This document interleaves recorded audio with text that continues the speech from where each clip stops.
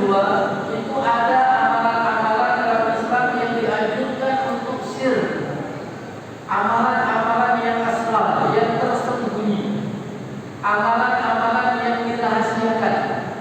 Untuk apa amalan ini disembunyikan? Untuk menjaga nilai keikhlasan kepada Allah Subhanahu wa taala. Kemudian agar dengan rahasia ini lebih kokoh, lebih erat hubungan kita dengan Allah Subhanahu wa taala. Dan ini lebih dicintai dan diberkahi oleh Allah. Setiap orang-orang yang beriman itu sangat dianjurkan.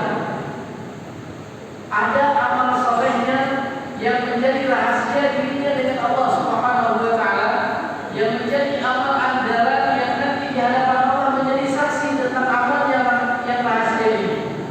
Amal yang jauh dari sum'ah, amal yang jauh dari riya dan pamer, dan pahalanya besar di hadapan Allah Subhanahu wa taala. Rasulullah sallallahu alaihi wasallam dalam hadis riwayat Imam Muslim menyebutkan, "Innallaha yuhibbul 'abda." Sesungguhnya Allah Subhanahu wa taala mencintai hamba-Nya. Yang pertama yang dicintai adalah at-taqiyyu, orang yang bertakwa kepadanya.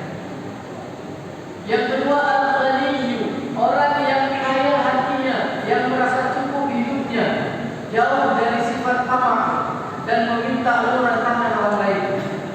Dan yang ketiga kata Nabi al-khafiyyu, yaitu orang-orang yang beramal secara rahasia, orang yang berbuat sesuatu secara sembunyi-sembunyi, yang itu tidak diketahui oleh orang lain kecuali dirinya dengan Allah Subhanahu